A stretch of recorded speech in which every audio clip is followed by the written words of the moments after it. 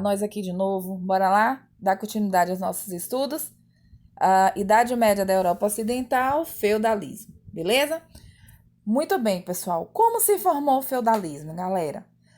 Na aula anterior vocês viram como o Reino Franco se consolidou e desenvolveu o seu império, onde era o antigo Império Romano Ocidental, ou seja, a gente vai ver surgir um império, o Sacro Império Romano Germânico, beleza? E depois a gente vai ver o Império Carolíngio. Nós vimos também que a partir do Tratado de Verdun, o Império Carolíngio vai ser dividido entre os herdeiros de Luís o Piedoso.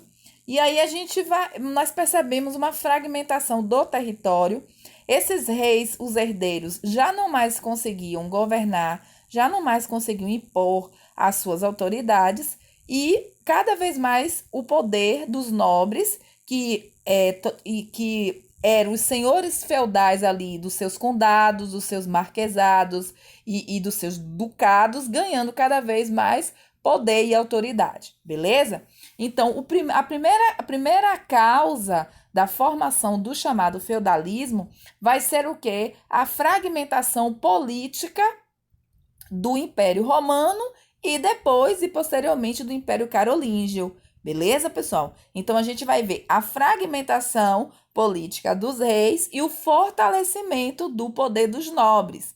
Tá bom, beleza? Tá bom, gente? Outra coisa que nós percebemos também é a ruralização da economia, né? A gente vai ver aqui, com o surgimento do feudalismo, pessoal, um feudo, ele vai ser autossuficiente. As cidades vão ficar praticamente desabitadas, né? Por falta de emprego, por insegurança, por vários motivos. E devido também ao Império Romano já ter desenvolvido desde Constantino o chamado sistema de colonato, que naquele primeiro momento foi uma imposição a um serviço servil, ou seja, o serviço servil forçado, a gente vai ver que cada vez mais esse feudo precisava ser autossuficiente. Então a gente vai ver o quê? Que outra causa que vai fazer com que o feudalismo perdure por muito tempo vai ser a ruralização da economia do território onde já foi o antigo Império Romano Ocidental,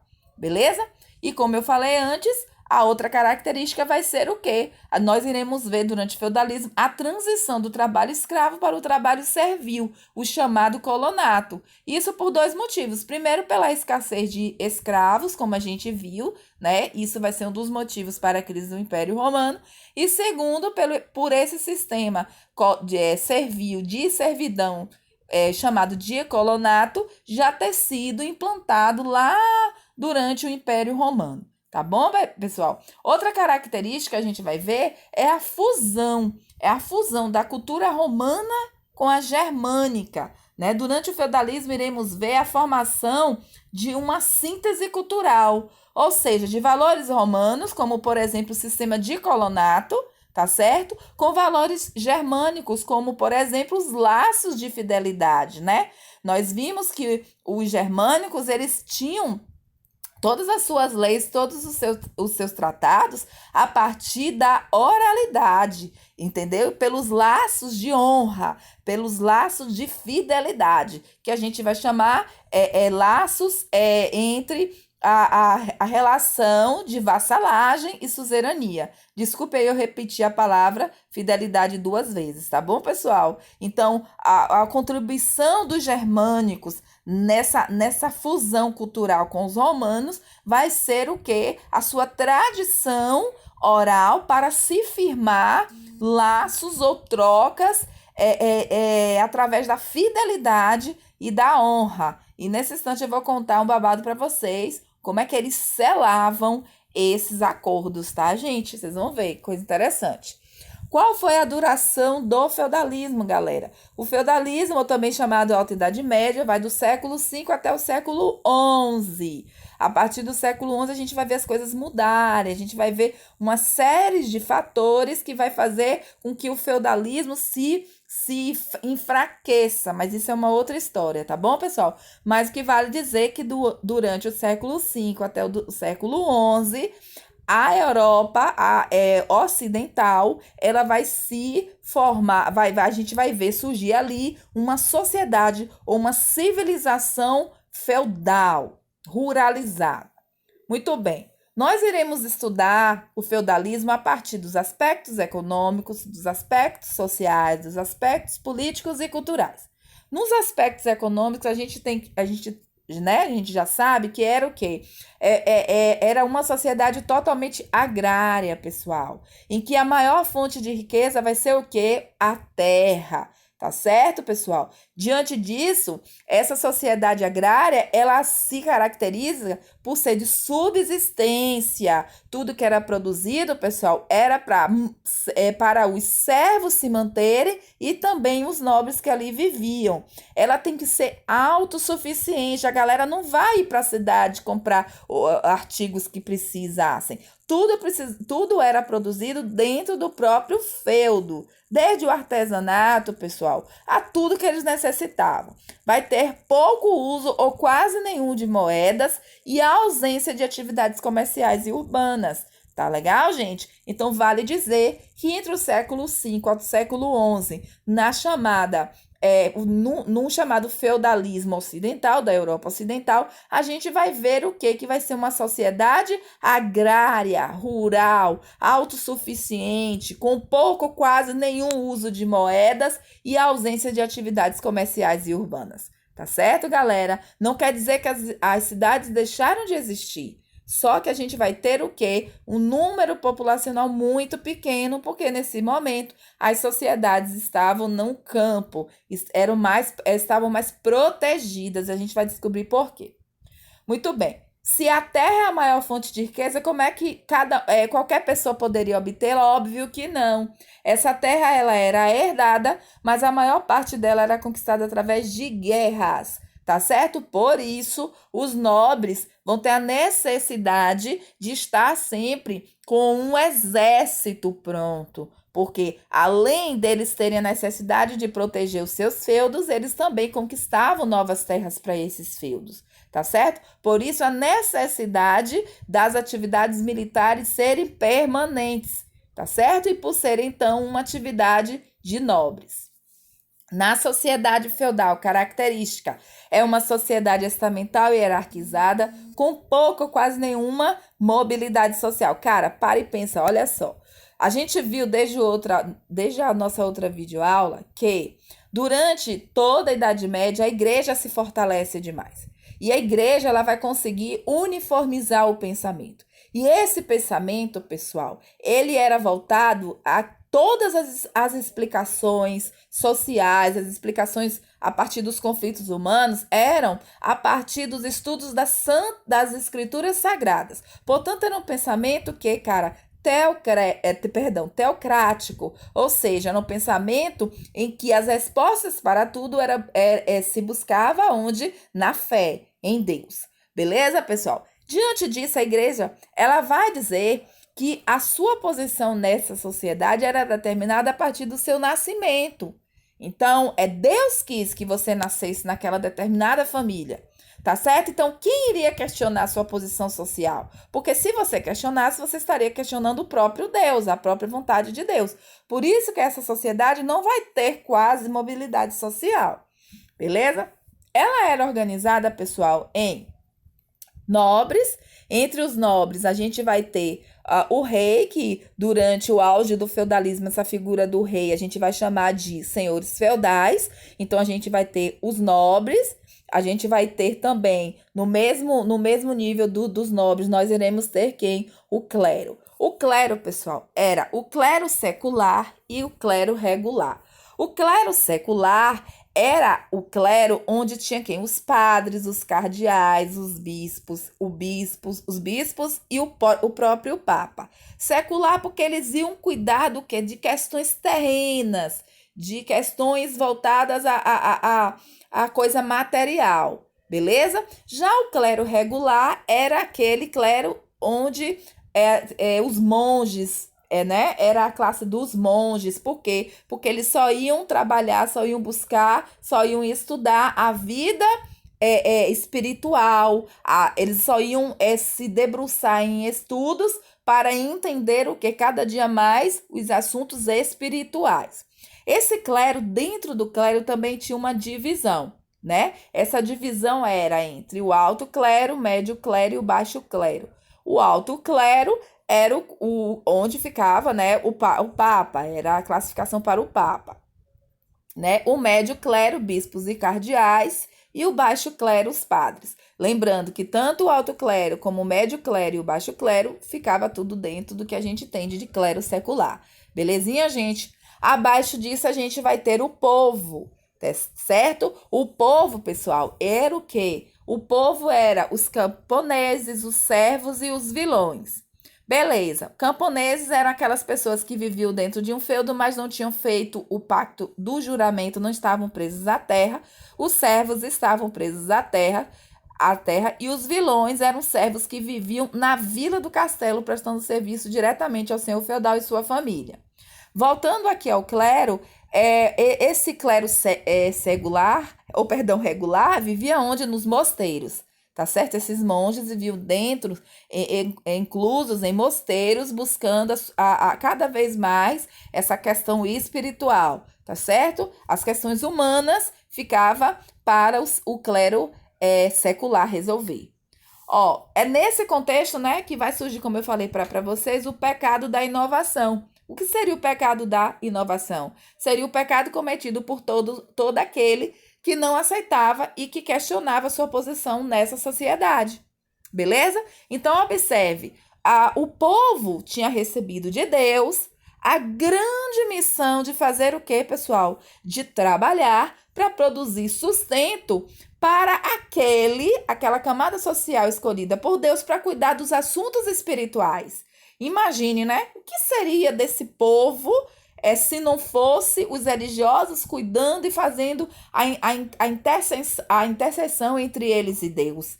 Então, por isso, o clero, a função do clero nessa sociedade era a oração, era cuidar da vida espiritual dos servos e dos camponeses e dos vilões. Por sua vez, estes tinham como missão produzir alimentos para manter esse clero sempre ali buscando a presença de Deus e o perdão dos pecados para esse povo, tá certo? Os nobres tinham como função nessa sociedade o quê?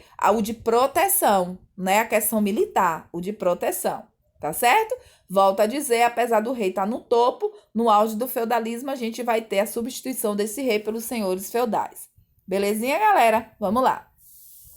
Muito bem, mas para você se manter, galera, nessa sociedade, nessa civilização feudal, como vocês estão vendo aqui do lado direito da tela de vocês, né? No centro a gente tem o castelo, onde era a morada do senhor feudal, mas observe que ao redor, né, tinham esses poços artificiais e fora viviam quem? Os servos, os camponeses, e onde também a terra era dividida em manso servil, manso comunal e manso senhorial.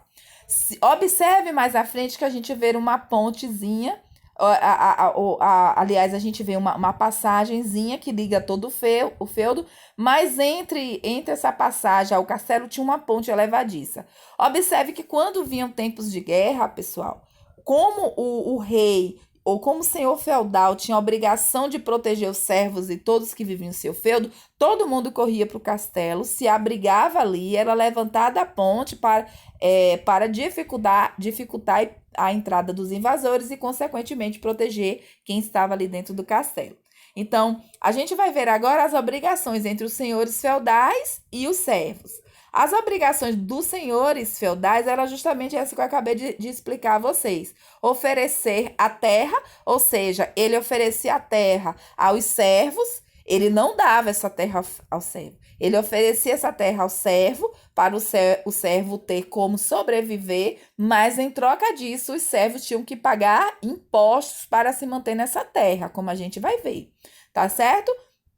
Então, eram basicamente duas obrigações dos senhores feudais. A primeira, oferecer a terra, e a segunda, a proteção. Por isso, o castelo, tá certo? Gente, observe a diferença.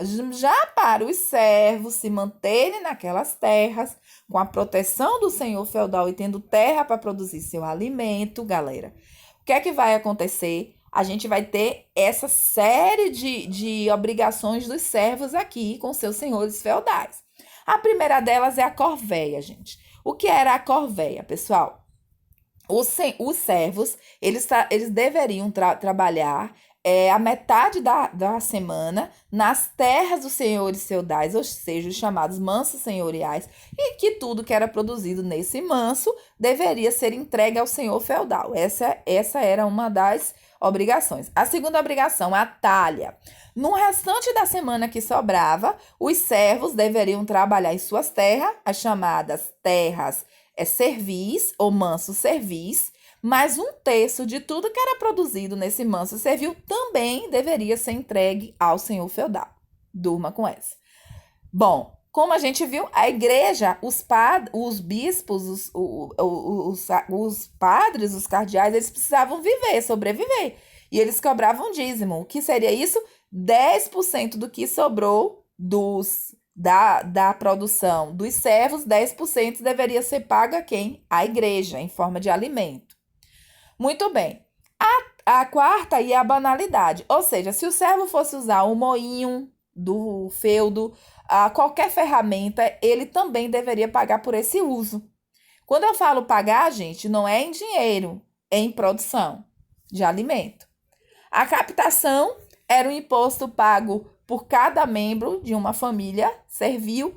E a mão morta é o seguinte: quando o chefe da família, de uma família servil, serva, morria, aquele trato que tinha sido feito entre esse servo e o senhor, ele acabava. Precisava ser renovado esse trato, para que a família continuasse tendo o direito de se manter ali dentro daquele feudo. Muito bem. Para isso, durante um ano, eles teriam que pagar também por essa renovação de contrato, entregando mais alimento ainda ao senhor feudal. Diante disso, não é muito difícil a gente perceber como era difícil a vida desses servos, galera. Como era complicado viver ali e como eles tinham que produzir muito, trabalhar muito para poder pagar todas essas taxas para poder ter o direito de continuar naquelas terras. Mas também a gente vai ver uma relação, a gente vai ver um pacto de fidelidade também entre os nobres. Faltou o Szinho dos nobres aí, gente. Por favor, coloque aí para Pro. Deixa eu ver se aparece aqui. Deixa eu ver. Eita, fiz coisa errada aqui. Peraí, viu? Vamos voltar aqui. Vai ficar assim mesmo. Vocês coloquem o S aí para mim, que a minha canetinha falhou, beleza? Então, observe como é que era essa relação entre os nobres. Como é que era? Olha só. Os nobres, em guerras, quando eles iam para a guerra, todos os nobres se juntavam em fidelidade ao grande senhor feudal, beleza? O chamado Comitatus Germanicus, tratos germânicos. Quando eles guerreavam e eles conseguiam território, conseguiam aumentar a sua extensão territorial, havia o suzerano, né, o senhor feudal, ele doava parte daquelas conquistas ao seu vassalo, ou seja, a outro nobre. Mas esse vassalo tinha que jurar, prometer que em caso de novas guerras, ele ia se aliar ao suzerano, juntar os seus exércitos e guerrear juntos, beleza? Isso era celebrado em um chamado juramento de fidelidade, que acredite, esse juramento, pessoal, ele era selado através de beijo na boca entre os senhores feudais, beleza? Muito bonitinho isso, né, galera? O juramento é uma coisa que eles vão também herdar, né, dessa cultura germânica, que você não vai ver o selar desse tratado de fidelidade através de um documento escrito, mas essa jura vinha através de um beijo na boca. Durma com essa, mas tudo bem. Bom, muito bem. Como é que um feudo ele era organizado na chamada terras férteis? Nós tínhamos 3 divisões. O manso senhorial, como vocês estão vendo aí acima da tela de vocês, era o manso do senhor feudal, onde nesse manso os servos pagavam a chamada corvéia. Eles tinham que trabalhar durante metade da semana nesse manso senhorial e tudo que era produzido era do senhor feudal. Abaixozinho, um pouco depois do riozinho aí, vocês estão vendo o manso servil. Eram terras dos servos, onde os servos usariam essa terra não só para o seu sustento, mas também para pagar todas as outras taxas, como a talha, a banalidade, o dízimo e também a mão morta, beleza? E mais do lado esquerdo da tela de vocês tem um manso comunal, era um manso de uso comum, tanto dos senhores feudais quanto dos servos. Mas vocês acham que os senhores feudais iam trabalhar nele, gente? Óbvio que não, né? A função deles ali, quando não estava em tempo de guerra, era o ócio, beleza? Mas observe que tem um ladinho verde ali eram os bosques, onde os senhores feudais usavam para praticar o quê? A caça, beleza, galera? E os servos utilizavam o manso comunal, pessoal, para usar o moinho e outras coisas que ali ficavam. Mas, galera, um manso, um feudo, ele não vivia só de agricultura, tinha também dentro do castelo, nas vilas, o chamado artesanato, tá? E aí chegamos à parte muito interessante desse assunto, que é a cultura medieval, né? Como nós vimos, a igreja se torna a instituição mais poderosa da Idade Média, né? Ela vai ser a principal instituição que vai aglutinar a cultura produzida durante a Idade Média. E o que é que eles vão fazer, pessoal? Durante esse período do feudalismo, a gente vai ter um apagamento da cultura greco-romana, né? Porque a cultura greco-romana é lá que surge a filosofia. A filosofia nos ensina o quê, galera?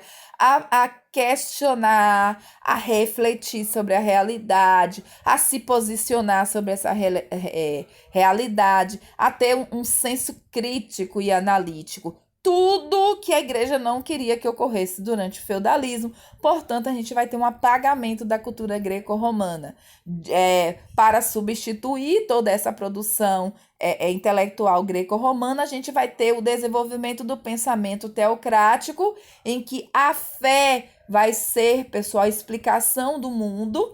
E para se obter essa explicação do mundo, era utilizado a Bíblia como a principal ferramenta de estudo desse mundo, de estudos do mundo. Beleza, pessoal? Então, nós vamos entender que toda a produção intelectual durante o feudalismo vai ser voltada ao ensino religioso, ao pensamento teocrático. E quem fugisse dessa regra era chamado de herege. A gente vai ver daqui a pouco, aliás, nós vamos ver agora. Tá certo, pessoal? Durante o feudalismo, a igreja ela vai deter toda forma de produção de pensamento. Então, nada que fugisse do controle dela, tudo que fugisse do controle dela, todo pensamento que fosse, pessoal, diferente dos ensinamentos e dos dogmas da igreja, era considerada heresia. E essa heresia, pessoal, ela era tratada com severas punições. Para essas punições serem aplicadas, ou para ver quem deveria ser punido ou não, para, pessoal, julgar quem era herege ou não, foi criado os chamados tribunais da Inquisição, beleza? Era um tribunal mesmo, onde as pessoas que eram consideradas hereges, elas eram julgadas e elas eram punidas. Porém, para se obter uma confissão, era usado de todas as ferramentas de torturas. Beleza, pessoal? Então, se você fosse do feudalismo, em que, nesse momento, a igreja detinha todo o conhecimento, em que ela não era aberta, pessoal, a questão vamos dizer assim, do diálogo, de dialogar com outros pensamentos, a igreja ela não se abria a essa diálogo com outros pensamentos ou com outras crenças. Tudo que fugia disso era tido como a igreja era tido para a igreja como heresia. E se você fosse considerado um herege, você passava pelo tribunal da Inquisição, onde você ia sofrer as punições. Do lado esquerdo da tela de vocês estão vendo a tortura. Essa tortura, entre várias outras, né? Ela era para ser obtida uma confissão. E já aqui na parte superior da tela de vocês, do lado direito, a gente já está vendo pessoas sendo queimadas por terem sido consideradas hereges e bruxas. Tá certo, pessoal? Muito bem, galera. É isso, tá certo? Esse foi o nosso resumão do chamado feudalismo da Alta Idade Média da Europa Ocidental. Espero ter contribuído para os estudos de vocês. Finalizo dizendo que na nossa próxima aula da semana que vem, quarta que vem, nós iremos fazer uma aula por videoconferência pelo Zoom. Beleza? Nesta aula, além de eu estar matando saudade de vocês, e aí eu convido vocês a participarem para eu ver a carinha de vocês. Além da gente estar se reencontrando mesmo assim, né? À distância, mas a gente se vendo, eu vou estar resolvendo algumas questões, vamos dizer assim, escabrosas, cabeludas, que podem levar a gente a se confundir em uma prova. Eu vou estar ajudando vocês, viu? Fique com Deus, beijos e até mais.